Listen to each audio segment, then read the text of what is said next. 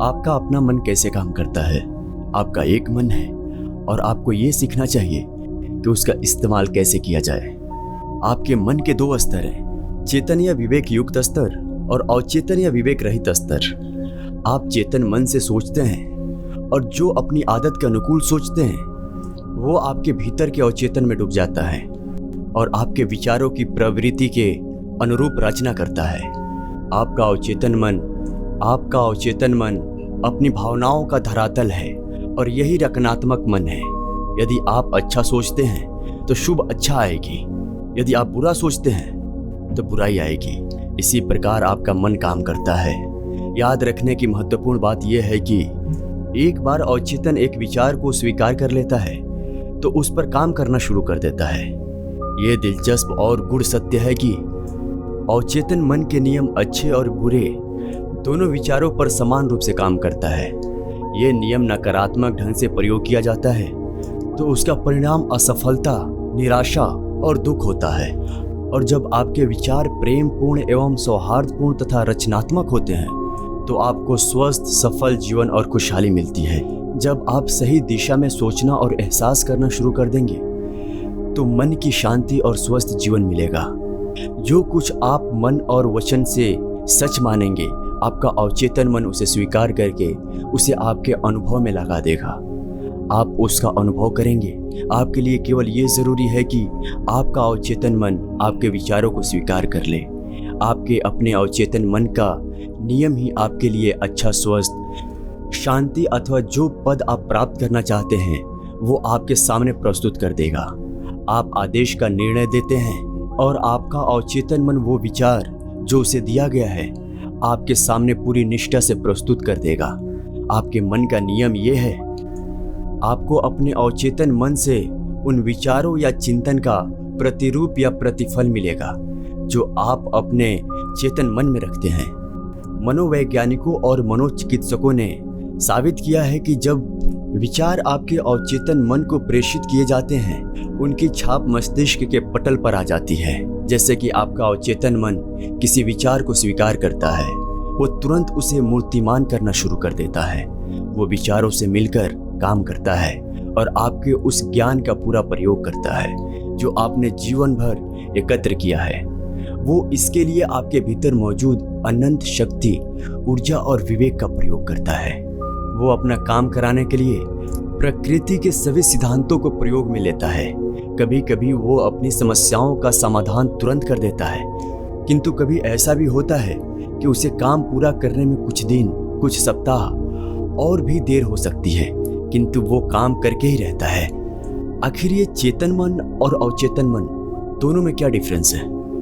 आपको ये याद रखना चाहिए कि ये दोनों अलग अलग मन नहीं है। ये केवल दो क्षेत्र हैं जिसका कार्यकलाप अलग है, लेकिन मन एक ही है। आपका चेतन मन विवेकशील है, अर्थात हर चीज का कारण जानना चाहता है। यही क्षेत्र है जो आपकी चाहत का चुनाव करता है। उदाहरण के लिए, आप पुस्तक चुनते हैं, अपना घर चुनते हैं और अपना जीवन साथी चुनते हैं। आप सारे तर्क वितर्क चेतन मन से करते हैं। दूसरी ओर आपके किसी प्रयास के बगैर आपका हृदय स्वतः धड़कता रहता है और पाचन क्रिया, रक्त प्रवाह और सांस बराबर चलता रहता है। यह सब आपका अवचेतन मन एक स्वतंत्र प्रक्रिया के माध्यम से चलाए रखता है, जिस पर आपके चेतन मन का कोई नियंत्रण नहीं होता। आपका अवचेतन मन वो सब स्वीकार कर लेता है जिसकी छाप उस पर पड़ती है या वो जिस पर आप विश्वास करते हैं। वो चेतन मन की तरह कारण या प्रश्न नहीं पूछता, नहीं आपसे कोई तर्क करता है। वो मिट्टी की तरह है जो सभी प्रकार के बीज स्वीकार कर लेता है। अच्छा हो या बुरा उसे कोई फर्क नहीं पड़ता। आपके विचार हमेशा सक्रिय रहते हैं। हो सकता है उन बीजों में आपकी पसंद जुड़ी हो। नकारात्मक एवं विध्वंसात्मक विचार आपके अवचेतन मन में लगातार नकारात्मक रूप से काम करते रहते हैं और एक समय बाद आपके अनुभवों में दिखाई देने लगते हैं। आप बुरे कामों में फंस जाते हैं। याद रखें, आपका अवचेतन मन ये नहीं बताता कि आपके विचार अच्छे हैं या बुरे, सच्चे हैं या झूठे। उसका ये काम नहीं है। वो तो जो आप लाते हो, अर्थात जो विचार या सुझाव आप स्वीकार करते हैं, आप चुनते हैं, उसे स्वीकार कर अपना काम शुरू कर देता है। उदाहरण के लिए, यदि आप अपने होशो हवास में कुछ अच्छा या सही सोचते हो लेकिन वो झूठा है, तो भी आपका अवचेतन मन उसे सही मानकर स्वीकार कर लेगा और उसी के अनुसार काम करेगा, क्योंकि आपके चेतन मन ने उसे सही माना है। मनोवैज्ञानिकों और अन्य लोगों की ओर से अनेक परीक्षणों में यह पाया गया है कि आदमी हिप्नोटिक स्टेज या सुषुप्त अवस्था में चुनाव और तुलना नहीं कर पाता, जो कि एक आवश्यक तार्किक प्रक्रिया है। उसमें वो क्षमता नहीं होती। परीक्षणों में ये बार बार स्पष्ट हुआ है कि आपका अवचेतन मन कोई भी सुझाव स्वीकार करेगा, चाहे वो झूठा ही क्यों ना हो। एक बार स्वीकार करने के बाद वो सुझाव के अनुकूल ही काम करेगा। आपका अवचेतन मन आपका सुझाव कितनी आसानी से स्वीकार कर लेता है, इसका एक दिलचस्प उदाहरण है। मनोवैज्ञानिक में हिप्नोटिक स्लीप या सुषुप्त अवस्था है, जिसमें एक मनोवैज्ञानिक अपने एक रोगी को सुझाव देता है कि वो नेपोलियन बोनापार्ट है या वो बिल्ली या कुत्ता है। वो व्यक्ति उन्हीं के अनुकूल व्यवहार करने लगेगा। उसका व्यक्तित्व कुछ समय के बाद बदल जाएगा। वो उसी पर विश्वास करेगा जो उसका डॉक्टर कह रहा है। एक दक्ष मनोचिकित्सक अपने एक छात्र को हिप्नोटिक स्लीप अर्थात मूर्छा अवस्था में ले जाकर उससे कहे कि उसकी कमर में दर्द हो रहा है। दूसरे छात्र से कहे कि उसकी नाक से खून बह रहा है। तीसरे से कहे कि वो संगमरमर की मूर्ति है। चौथे से कहे कि आप सर्दी से कांप रहे हो, टेम्परेचर 0 से नीचे है। आप देखेंगे कि प्रत्येक छात्र उसी सुझाव पर काम करके वैसा ही व्यवहार कर रहा है जो उसे दिया गया है।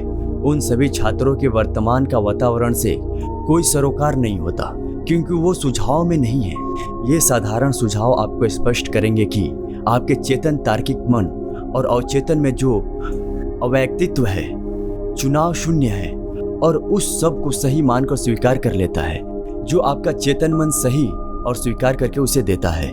इसलिए ये महत्वपूर्ण है कि चुनाव करते समय ऐसे विचार, चिंतन, भावनाएं, तर्क और आधार चुने जाएं जो कल्याणकारी हो, उपचार कर सके, प्रेरणा दे सके और आपके हृदय को आनंदित करे।